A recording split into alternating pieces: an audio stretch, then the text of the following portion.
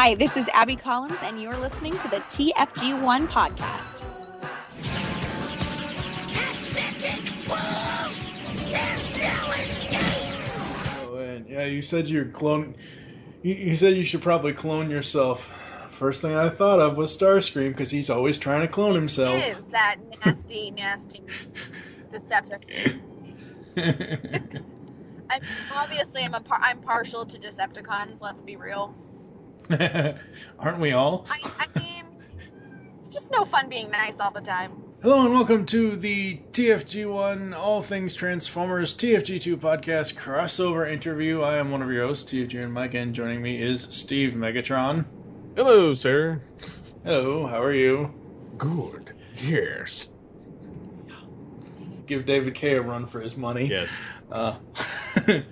And in this first of many interviews this year celebrating the 30th anniversary of Transformers, we welcome Starscream's daughter, Mrs. Abby Cluster. Hello. Hello, how are you, Abby? I'm awesome. How are you? I'm really excited to do this with you guys. Yeah. I was like, we need an insider, not only to Starscream himself, but to the workings of Hollywood and how that goes. And you are just everywhere nowadays, aren't you? I'm trying. You have to. I'm trying to be as many places at once as possible.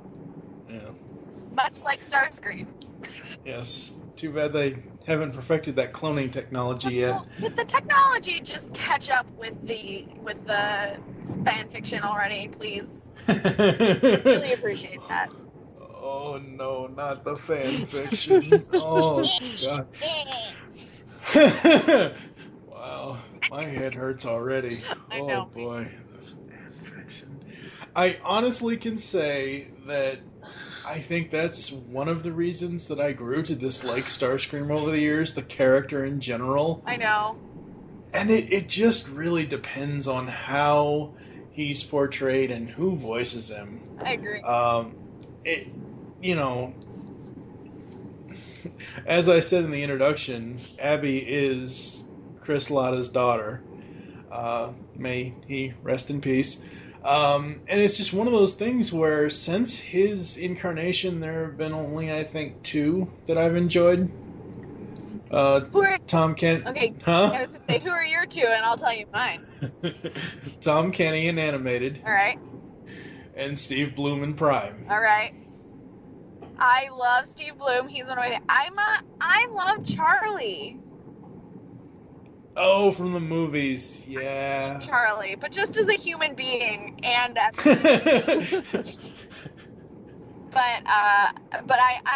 pretty much on board with you though. I think they're awesome. All three of them are great. Yeah, I guess you could make an argument for Doug Parker in Beast Wars when Waspinator became Starscream. Right. The whole ghost thing, but nah. Yeah. Alright, so before we get started with the questions, give us the scoop on what's going on in the world of Abby Cluster. What have you been up to recently? What any hidden projects you aren't supposed to reveal that you will? Of course not. I make my NDAs and I keep my mouth shut. But so for people who don't know, I mostly have started in theater, which is a lot of musical theater. And then about a year and a half ago, really started hitting the ground very hard pursuing voiceover work. I was like, hey, I forgot this was a thing. That I could, I've always been a fan, and then obviously kind of grew up around it, but I was like, wait, I could do that too. So I just started, hitting the ground running. I've done a lot of, for some people know about the podcast that I do with Rob Paulson, his Talkin' Tunes podcast that I help him out on, which is super fun. And just, plugging away, auditioning for things, booking small stuff. I'm in 2 different musical theater shows right now, and then I'm choreographing another one. So just kind of all over the place. Awesome. Yeah. Awesome. All right. So where did you grow up, and what was it like? Okay. I was born in Burbank, right near all of the studios that my dad worked at, and he decided, he didn't want to be in LA at the end of the day anymore, so we moved out to Ventura, California, which is maybe about an hour outside of Los Angeles, an hour north. It's a coastal town. Very cute. He was actually the assistant coach to my baseball team, so that was always interesting. Because he would, in fact, yell at us like Starscream when we were underperforming. Definitely had a lot of interesting conversations when rooms needed to be cleaned, things needed to get done around the house. Always Starscream or Cobra would pop out. But it was definitely interesting growing up the child of such an exuberant performer. Yeah, I can only imagine. I mean, he is exactly as crazy as you think he was, but with a heart of gold.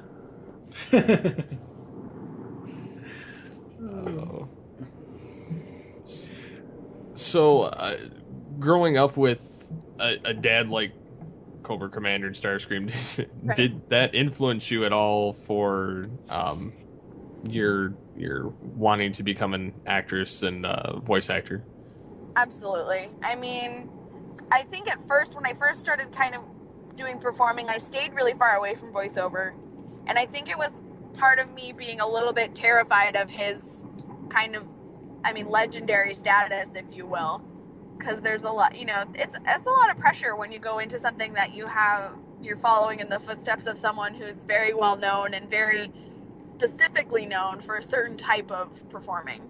And he's a boisterous 6'2", 200-pound man, and I'm kind of a loud 5'6" girl who sounds like a 10-year-old on the phone. I had to just stop kind of comparing myself to it when I went into the voiceover world and really find my own kind of niche and performing ability, which is I think why I was so pulled to the theater world initially, because it's just a different outlet for that same kind of insatiable creative need.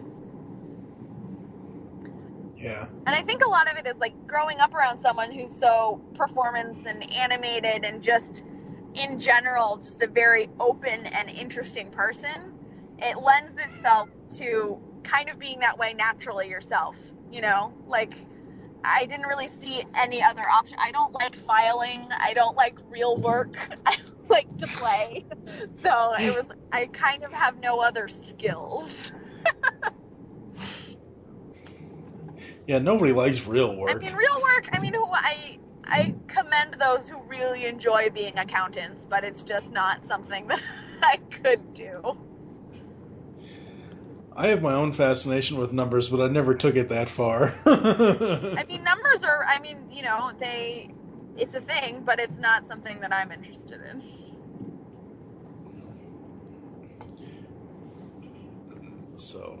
So tell us the story of how you broke into the business. Okay, it's actually kind of a fun, kind of one of those kismet stories. I was doing a lot of theater, dancing, and I got married and found myself pregnant and was like, oh, wait a second, I can't tap dance anymore while I'm pregnant. That's not a thing I can do to pay bills anymore. So I kind of decided I'm going to kind of switch gears and really start pursuing this. I've had a fascination with it my whole life as kind of this thing that was so revered by the work that my father did and just revered by peers who were fangirls too, because I grew up a fangirl of lots of different genres, that I was like, you know what, I'm going to go after it. So I found a box in my garage that was full of old call sheets for Transformers, for G.I. Joe, for all different kinds of things. And I just started pulling names and going down the list and trying to find people on Facebook and trying to find people on Twitter and email and just Googling them and seeing who was still working and who wasn't. And I got in touch with the first person to respond to me was Flint Dilly, from who was just the nicest guy. He was like, "Oh my God, I loved your father. I literally can't believe that I'm talking to you right now." Just started reminiscing about working with him, and put me in touch with Pete Sinclair over at BotCon. Mm-hmm. And the first job I ever did in any kind of voiceover work was doing the live script reading at BotCon in 2011. That's Oh, awesome. wow. Yeah. I was thrown into the deep end of the pool with David Kay and Morgan Lofting and just a ton of Greg Berger and Neil Ross and just a ton of incredibly talented people. And I was like, all right, well, I guess we're hitting the ground running with this. Yep. So it was beyond what I would have expected, and I haven't been able to stop since. It's a really terrible addiction. But it sounds like a fun one.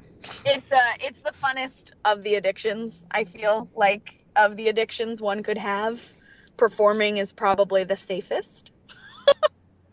Yes. Maybe next to Cuddles or My Little Pony. That'll come up later. Oh. All right. So you mentioned Flint Dilley. Now I believe it was on I think it was the 2007 release of the Transformers movie where either on the commentary or somewhere he mentioned some story where he had to bail your dad out of jail. He didn't know what he was in for, but okay. So this is the story as I was told as a child. So it could have been edited for my safety. okay. But I have never heard anything different, and I'm sticking to it. So my father moved to California from New York, and New Jersey. He was born in New Jersey, lived in New York his whole life. Jaywalking, not a thing there. Doesn't exist.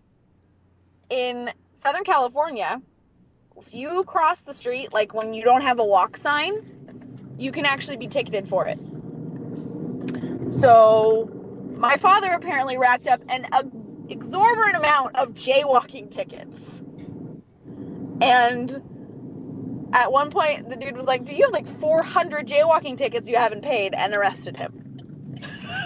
So my dad was in jail for jaywalking. Which is a thing, apparently. So that's the story I've told my whole life. I'm not 100% convinced it's the truth, but that's the story the 7-year-old version of me was told, and that's the only information I have about it. Wow. Yeah. That's crazy. That's exactly the answer you were not expecting, I'm sure. Well, it's different than what we've probably heard elsewhere, so that's good. That's good. Yeah. All right.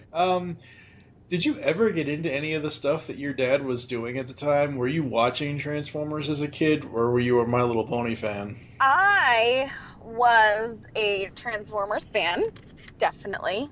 G.I. Joe. But I was also watching it kind of after it. I'm just on the tail end of that generation. I was born in 86. So. As was I. There you go, see? So I was kind of introduced to it slightly after the fact. I wasn't watching it when it was on air, but we had all the tapes and all sorts of, all of the memorabilia around the house. And so it was kind of a forced watch, but I also enjoyed it either way. I had Transformers bed sheets, and I still have my original Optimus Prime, and I have all sorts of fun Transformers trinkets around the house from growing up with it. But I think that my favorite when I was that age, I was a Gem fan. It's not just a cartoon for girls, right? Right. No, I know it's not at all. I mean, my brother, I would watch Transformers and Cobra with him, or in G.I. Joe with him, and he would watch Gem with me. And if you ever meet him, don't ever let him tell you differently, because they're singing along, just like me and my friends. He knew all the words. it's just one of those things. Like, that has always really made me mad about some of the parts of different fandoms where it's like, oh, Jim, that's a girl's cartoon. Girls' cartoons don't have, cars exploding while they're falling off cliffs, And like, and, what does you that know. mean? Like, hello, bronies. Yeah, let's not even go there. It's not the girls schmirls. It's an awesome cartoon. It is. It is. Yeah. Awesome. Yes, it is. But yeah, I was definitely. And then like when I really liked when I was younger, All Real Monsters was another one of my, like in the 90s, was one of my favorites. Oh yeah. Yep. For sure. Yep. Also, technically not a girl cartoon, but suck it.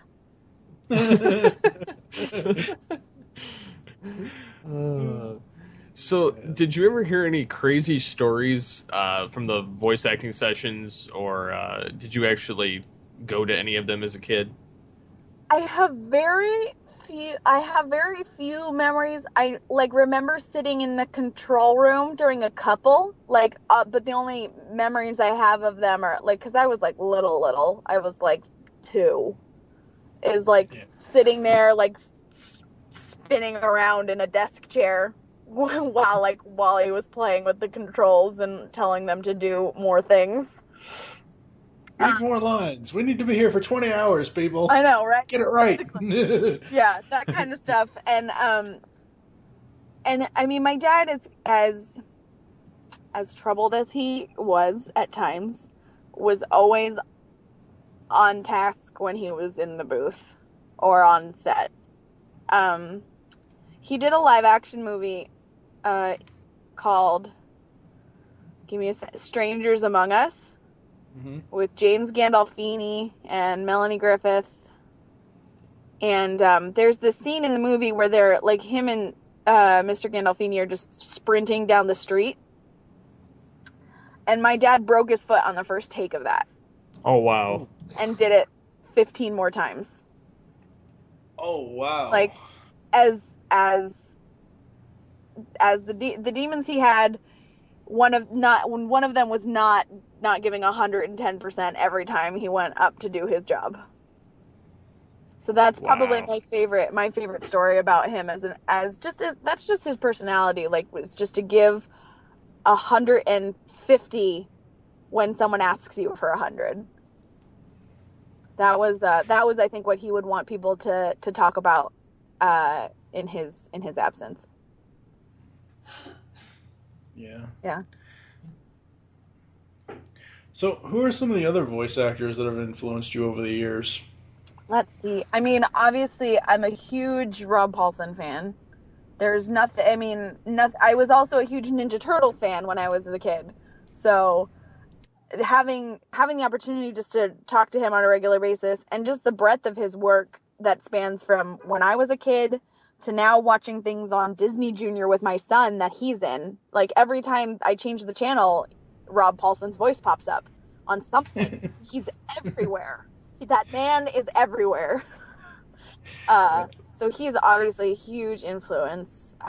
Charlie Adler, just the amount of heart and soul and tenacity, and just there is no punches pulled, and you get no bullshit from Charlie Adler ever. He knows his shit, and he is probably one of the most open and inspirational people I've had the pleasure of working one-on-one with. He is phenomenal to work with. Yeah.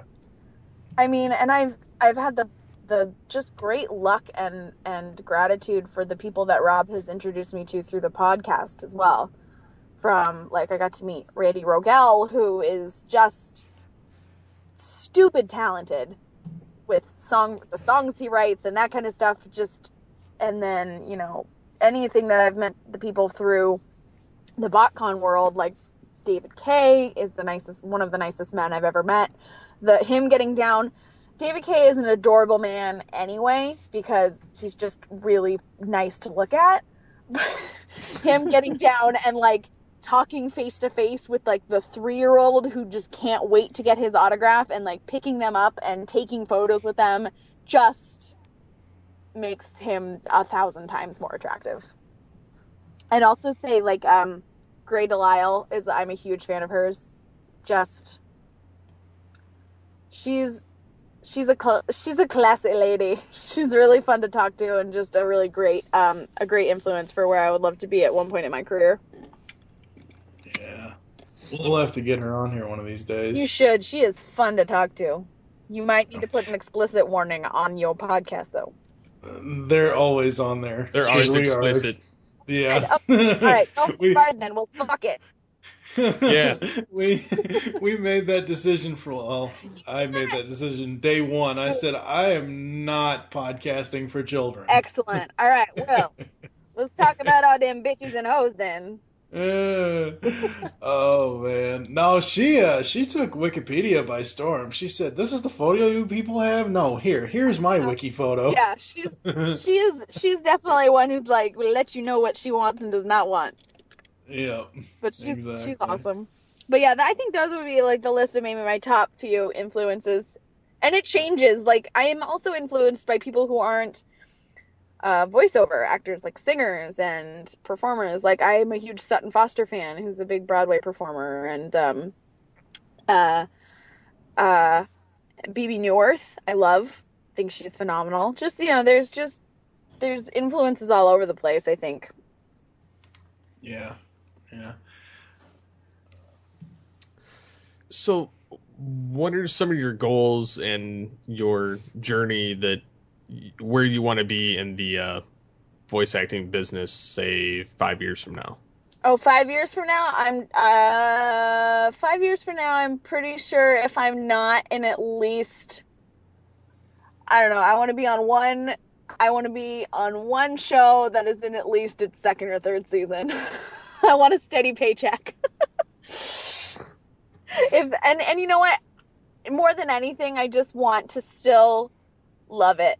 You know what I mean? Like, I don't ever want to get to a point in my career where I'm performing for the money or performing for the rote of it or the job of it. Like, every day that I get to do this as a job is such an exhilarating and just mind-boggling positive energy in my life that I can't really imagine it ever sucking, even if I'm still just working a couple times a week, you know?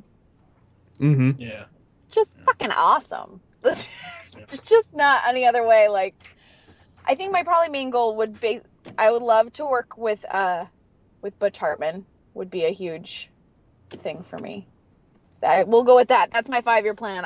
In the next 5 years, I would like to work with Butch Hartman. Butch Hartman, I hope you're listening to this.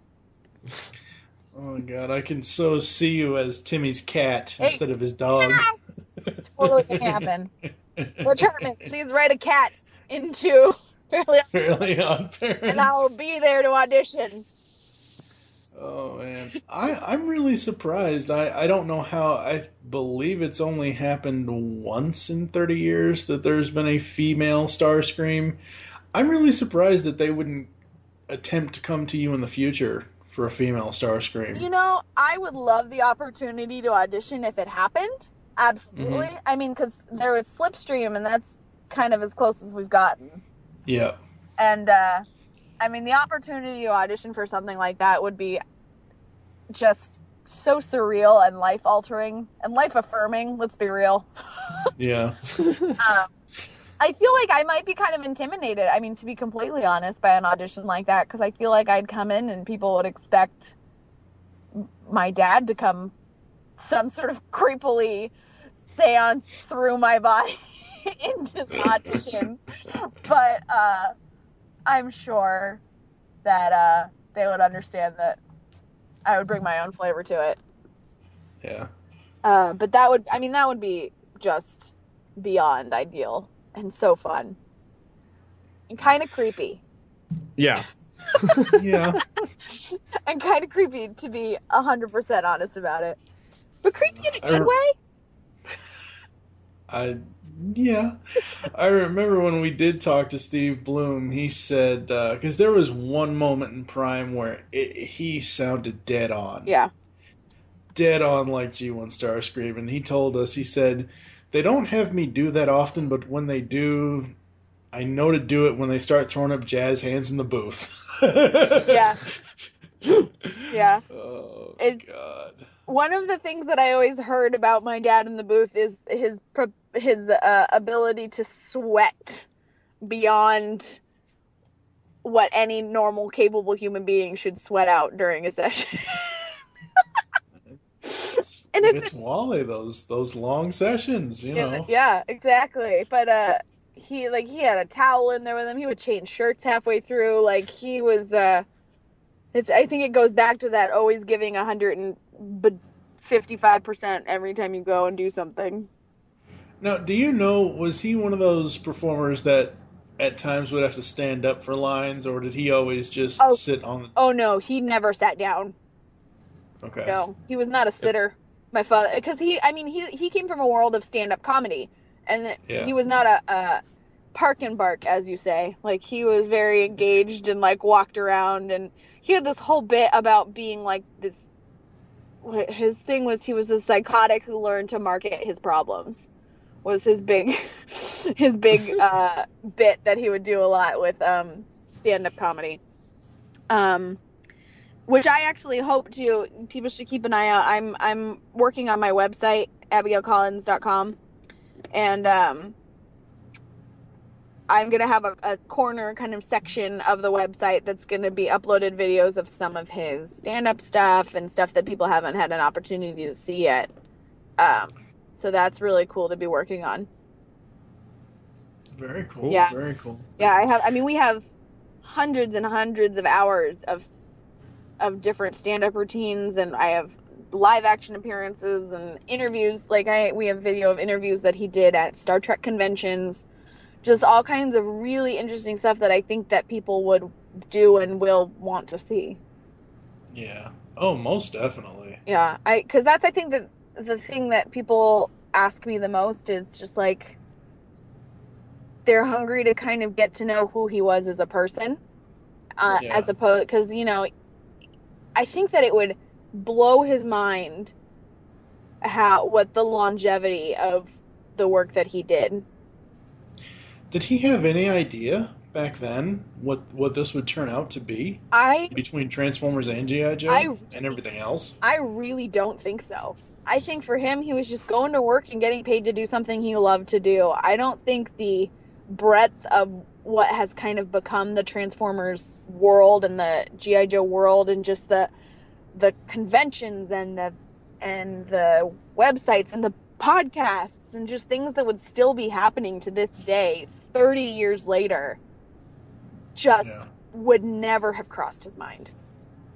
Never. I think he'd be three things about it. I think he'd be humble, I think he'd be grateful, and I think one of my favorite quotes from him was he called home during a Star Trek convention at one point and was like, "Oh my God," to my mom. I was like, "Oh my God, honey, these people think this is real." So I think he'd be a little bit shocked about the level of fandom about it. But I think he would eat it up. He would love it. Yeah. And the opportunity to do the live appearances, like I guarantee he would have been the first person on any panel for BotCon or anything like that. He would be just so game to jump in there and interact with people about it. So, which is why I feel like when people ask me to do it, I'm like, absolutely. Why the hell? Yeah. If I had the opportunity to talk to people who were affected by his work, I'm there 100% of the time. Yeah. Because we share that, and I share that in common with fans. I'm a fan just as much as I am his daughter. So what franchises are you a fan of today? As far as animation's concerned? Or just animation, anything. Just my nerdy fandom. Yeah, let's go with that. What's your nerdy obsession? My biggest nerdy obsession is Harry Potter. I am a huge Harry Potter nerd. Like, tattooed Harry Potter nerd. Beyond. It's just, I'm still waiting for my letter from Hogwarts. It's coming, guys. Swear to God, it's coming. I've recently been kind of doctored into the Doctor Who. I have a friend who started me on 9, and I got through 11, and then now I'm going back to 1 before I watch anything new. Interesting. And I am just enjoying the shit out of it. I very much like Doctor Who. As far as this is completely girly, and I mean, you can argue with me, but I won't believe you. Downton Abbey is totally the best thing on television. And I don't believe that guys watch that unless their wives make them. I think those are probably my 3 biggest current obsessions. And then, like, as far as animation is concerned, I'm anything that Butch Hartman does. I love Fairly Odd Parents. I loved Danny Phantom. I haven't really watched a lot of Tough Puppy, but what I've seen of it, I love it. It's awesome. So, I think that man has such a unique, even just the animation style is unique and fun to watch. Yeah.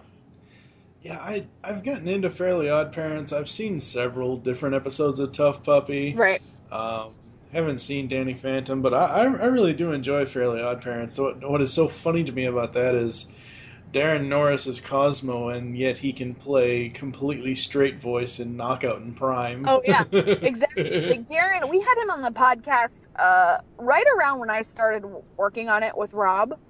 Mm-hmm. And that man, his range is just, it's incredible. It's incredible. The full voice, deep stuff he can do, the crazy high stuff, like original Cosmo versus like where Cosmo has kind of settled. The crazy, and then, you know, we've got the, who's the Arnold Schwarzenegger one on Fairly Odd? Is it Bennett? No, it's not Bennett. It's not Jeff Bennett. no, It's I mean, Darren does it. I just can't remember the name of the character. Oh, crap! I know. I can't either. I know, but that guy, It's... you know, I mean, it's just so mind-boggling the range that man has, and to boot, one of the nicest human beings I've ever met. Yeah. Which is wonderfully something you can say about a lot of people in the voiceover world. Yeah, pretty much. I mean, it's Hollywood, but it's not Hollywood with all the drama. Exactly. A lot of time it takes the self-obsession out of the work. Because I think that is, and I'm not saying that on-camera people are terrible people, but there has to be a little bit of narcissism that goes into being like, I'm so pretty. I think people want to look at me a lot. Whereas, like, you know, it's just it's kind of a freeing world, and I feel like that when you can be free to kind of do whatever the hell you want, then in the booth, like, you're more confident with yourself and just less intimidated by the people around you. So I think it just gives you an opportunity to be a nicer person. Mm-hmm. Oh yeah, completely does. You're not playing out of a place of fear, you know. Yeah, exactly. That would be Jürgen von Strangle. Thank you, Jürgen. Yeah, that is also Darren. Huh, just see, that's interesting. Exactly. The amount that you're like, oh, that's the same guy as Cosmo? Totally. Never would have pegged that. Well, because so many different voice actors do Arnold impressions. Oh, yeah. It's, you know, and same thing with Walken. Like, there's so many, every single voice actor I've ever heard an interview with, everybody does a Walken, and then I hear Rob always saying, oh, well, Jeff Bennett does it best, and, you know, this, that, and the other thing, and everything else. Jeff Bennett does everything best. Let's just get that very clear. Yes, he does. I went and saw a bunch of them do, I don't know if you heard or saw, or the Voices for the Shore Sandy relief that they did. They read, a bunch of them got together and read a copy of The Christmas Carol. No, I didn't hear about that. Oh, man, you should look it up. It's called Voices for the Shore. And it's like Jeff and Rob and I'm trying to remember who else was there. Corey Burton and just Cara Walgren and and Grey DeLisle was there, a bunch of just super talented voice actors doing like their most famous characters, and then also celebrity impressions of the different characters, and reading all through the Christmas Carol. Really funny, but I went and saw the live audience thing, and I was just floored by Bennett's ability to do impressions. Just there's no like including Edith from the like Archie, like that whole bit, like Edith from All in the Family. Oh wow. the family, like Jeff Bennett busting that out, and I'm like, what the hell? Like, what? You shouldn't physically be able to do that. But Edith Bunker, that's the word of it, Bunker. Yeah. So just everything was just so good and so spot on and entertaining. Such a good, and you know, all the proceeds went to Sandy relief, Hurricane Sandy. Yeah. So that was pretty cool. That's great. That's great. So how did you end up working with Rob or assisting him on Talking Tunes? Okay. My very good friend Justin Charles Cowden, who is also a voiceover actor. He was on Emperor's New School, and oh man, he's gonna kill me for not remembering all the other things that he worked on, but I can't off the top of my head. But he was Ozzy and Drix. He was an Ozzy and Drix. But he's my husband's best friend. He's our son's godfather. Like he's the dude. But he was in Kinko's one day down in the valley and ran into Rob, who he had worked on Ozzy and Drix with, I believe. And they got to talking, and Justin was literally on his way to Ustream to watch the first episode of a show that we worked on there called Show Interrupted.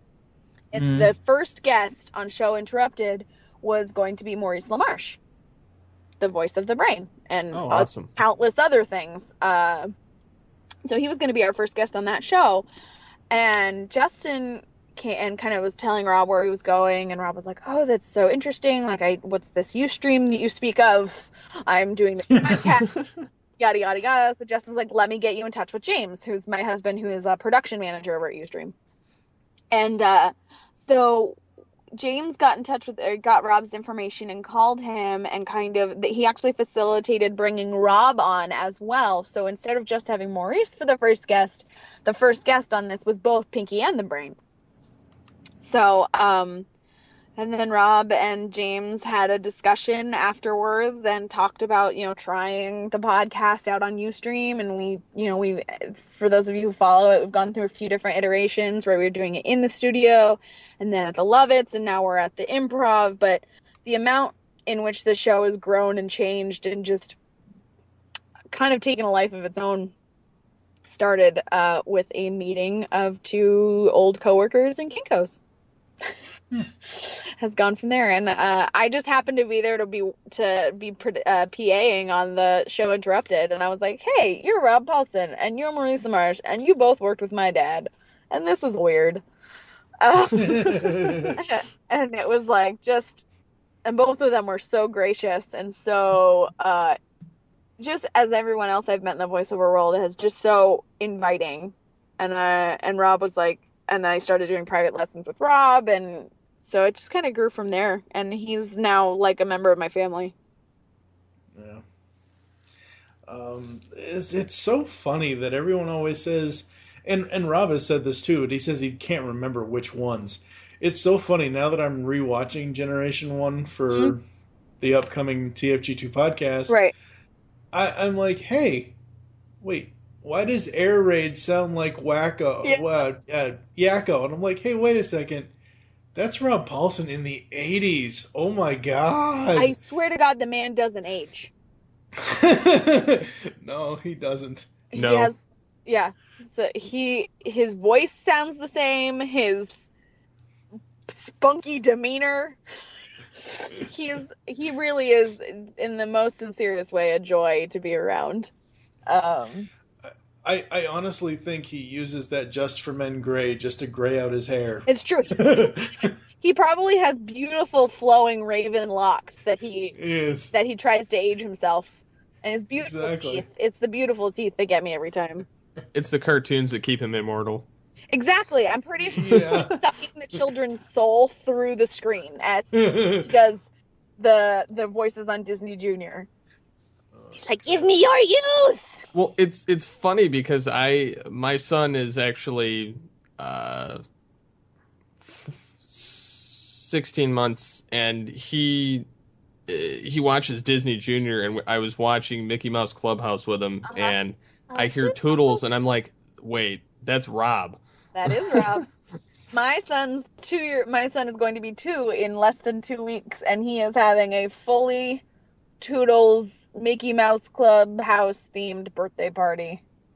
That's what my son had for his first birthday. It's, it just, oh, 2, and it's like, it's easy to say when you're 2, like, Toodles. But yeah, we watch a lot of Mickey Mouse in my house. A lot of Mickey Mouse. I mean, I love Mickey Mouse, don't get me wrong, but that's a sound to hear all day long.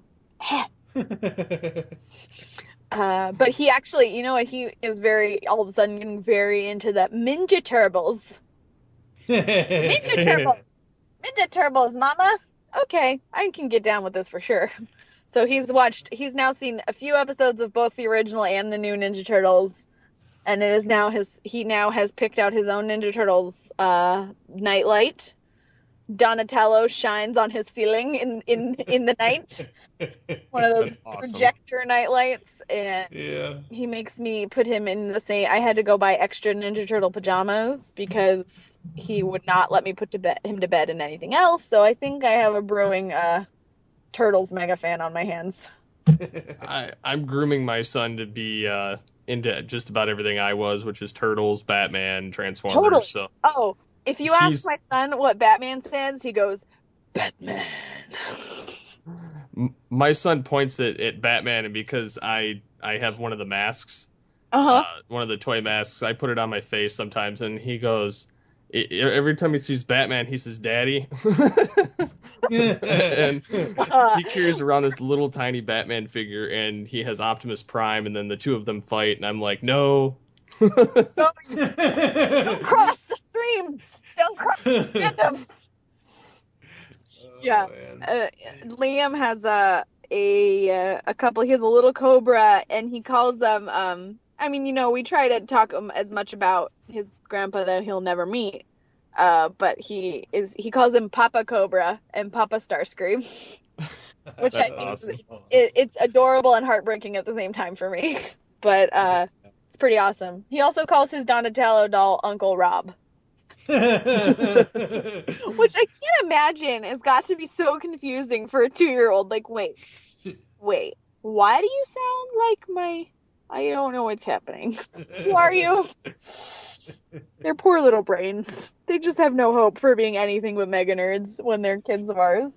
Yeah, I sit there and I read him stories and character voices because, as Mike will mention, I mimic a lot of character voices from cartoons and various other things. So I'm sitting there reading like Aladdin or reading Transformers or Batman and mimicking all the voices of the characters, and he's sitting there looking at me like, "You're scaring me."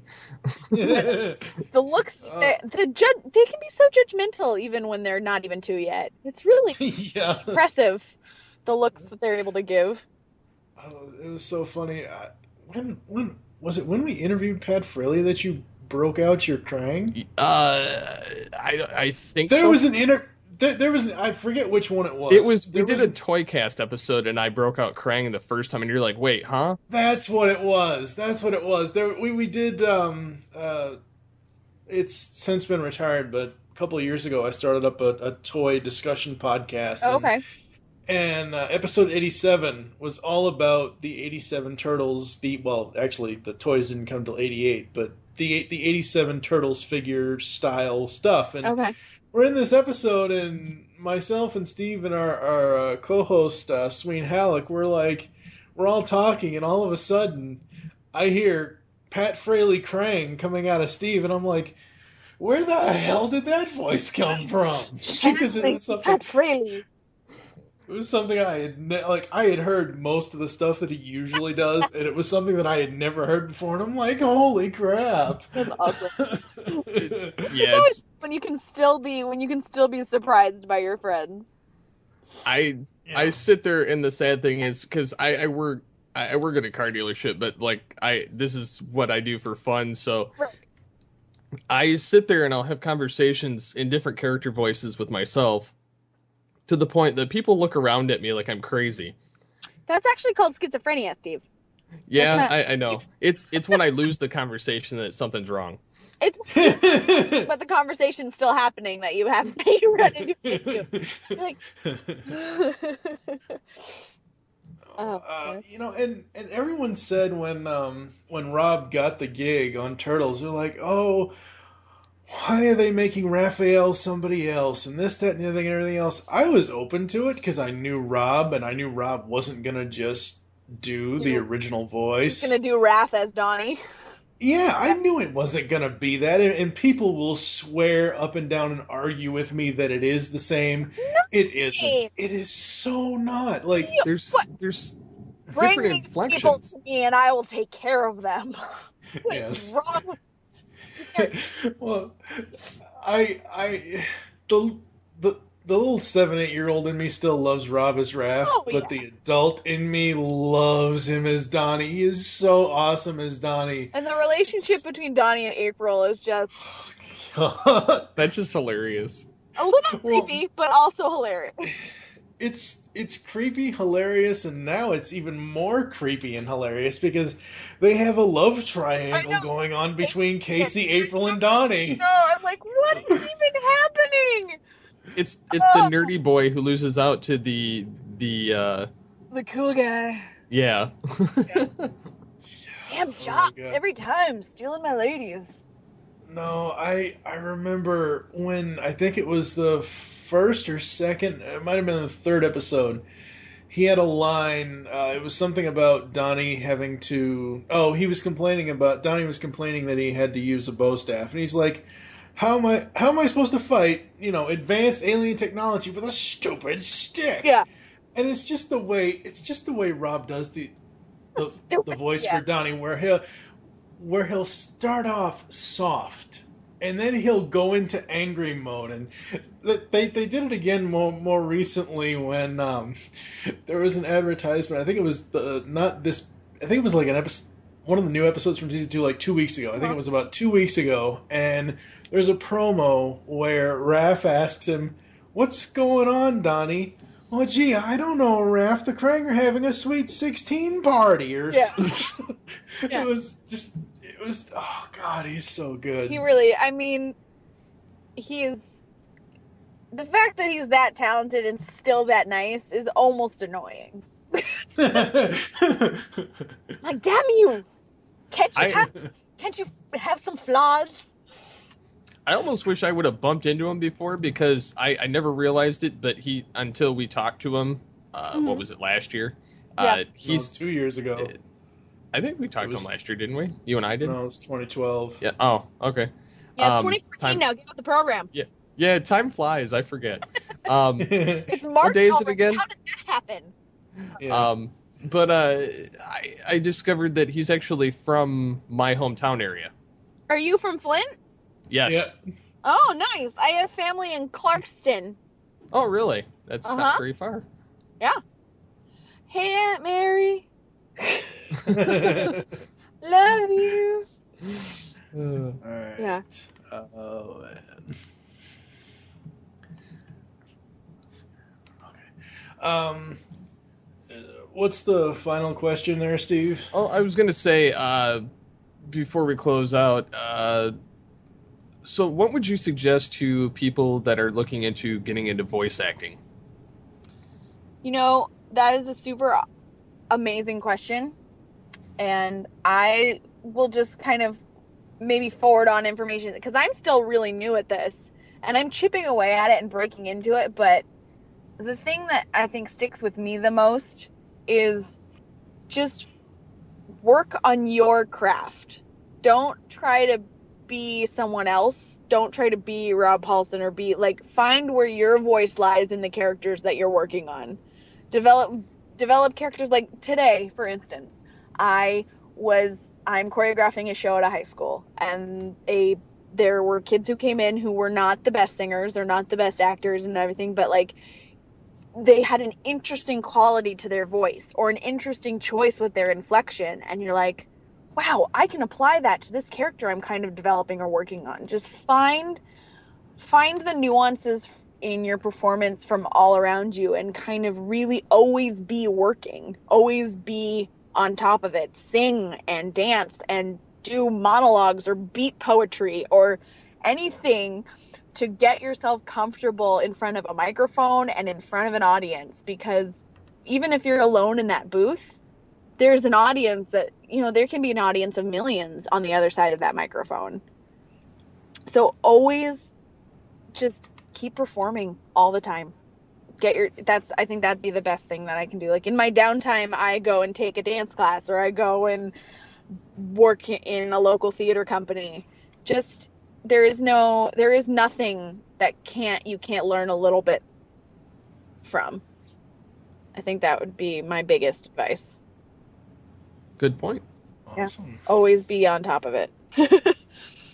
Yep. Would you like to inform the fans of where they can interact with you online? Absolutely. I am the first person to admit that I am the absolute fucking worst at social media. I am just the worst. But I try really hard, guys. I'm so much better at talking to people than I am. Like, I don't know what to say in 140 characters. But if you want to follow me on Twitter, I'm at @A_Ryan C. So that's A_RYAN C for Twitter. I'm on Facebook, Abby Collins Cluster. And that's about all I do in social media, because there are far too many other platforms. I'm like, I don't know how to work this. I'm old. This is fine. I can't. Yeah. Like, I'll get there eventually. But for someone in my 20s, I'm such a technophobe.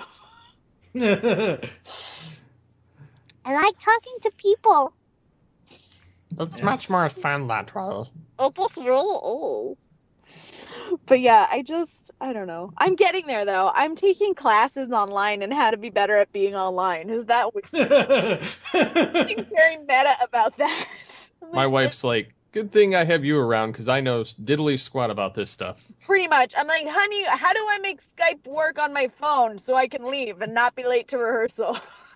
He's like, just open the app. It's like, it's already there? Oh, wonderful. But yes, Twitter, Facebook, I'm around. I'm better at Facebook than I am at Twitter, but I'm getting better at Twitter. Very cool. That's where Mike found me. Mike found me on Twitter. See? Actually, no, we were already friends on Facebook and Twitter. Both of us were. Twitter just happened for you to notice the email more. Exactly. But it happened. See, I look at things on the phone thing. Yeah, on the phone thing. The phone in my hand. Yes. Okay, what have you got currently going on that you are in production to do that you can talk about and pimp out? I can talk I just did, I'm trying to think of the things I'm allowed to talk about. Give me a minute or two. I just did some work. I'm in process of doing some recording for a video game, from a small independent company but the game's called Home, and we're, the animation for the game's mostly done, and we're mostly working on scripting stuff. So, that should be coming out later this year, I think. But that's pretty much everything else is kind of in a NDA. I'm not really allowed to talk about it phase of existence. It's in a What about your theaters? Oh, I can talk about theater. Okay. I'm currently in a production of Thoroughly Modern Millie in Thousand Oaks that opens March 14th. So people can come there. I will keep the Twitterverse updated. I frequently do cabarets and burlesque shows in North Hollywood. So I don't have any of those on the books right now, but look for them in the next few months. But yeah, I do kind of a lot of theater. Is there anything else coming? Oh, I'm going to be there's a new expo actually that's coming up called Pop Stuff Expo. If you guys want to go on their website, I'm going to be appearing there. That's the weekend of May 10th. Very cool. So yeah, and I think I'm gonna go. I think I'm gonna be at BotCon this year too. So that'll be good. Yeah. 30 years. That'll work. Yeah. What about Very well TFCon? Yeah. Hey, if someone asks me, I'll go. Yeah. So yeah, cool. I'm kind of all over the place. All right. We would like to thank Miss Closter for taking the time to chat with us in this special All Things Transformers interview. I'll ask you to hold the line, and we'll be back after this. Bye, guys. Oh, yes, easily. Does that technology still exist, Snake? Is it for sale? This is the world, Mr. Draff. Everything is for sale. Autobots, transform! So there you have it, folks. That's the interview with Abby Collins Cluster, Starscream's daughter. It was amazing talking to her. That was so fun. Oh yeah, it was so interesting listening to all the different stories and all of her personal journey and stuff about her dad and all the people she's met through the business. Yeah, can't wait till she gets that website up and going, just to see all the stuff that she has and to see all the stuff that she's going to put up about her dad. That'll be awesome. You know, the one thing I forgot to ask her is why the stage name? Because if his name was Chris Collins, why did he use Lotta? So maybe I'll ask her in an email and I'll put it in the post or something. I don't know. So there you go, folks. That's one of what hopes to be many different Transformers type of interviews, even though she has connections to Transformers, obviously, but she's not in it right now. But here in TFG1, G2, All Things Transformers, I have plenty of plans to celebrate the thrilling 30th anniversary of Transformers with plenty of new interviews. Oh, yes. Or, as Megatron would say, yes. Yes. I don't know. I think we're going to have to get the real one in here one of these days again. I think you're right, sir. All right. We will catch you next time. Transform and roll out. Hi, this is Abby Collins, and you're listening to the Geekcast Radio Network. They simply don't make terrorists like they used to.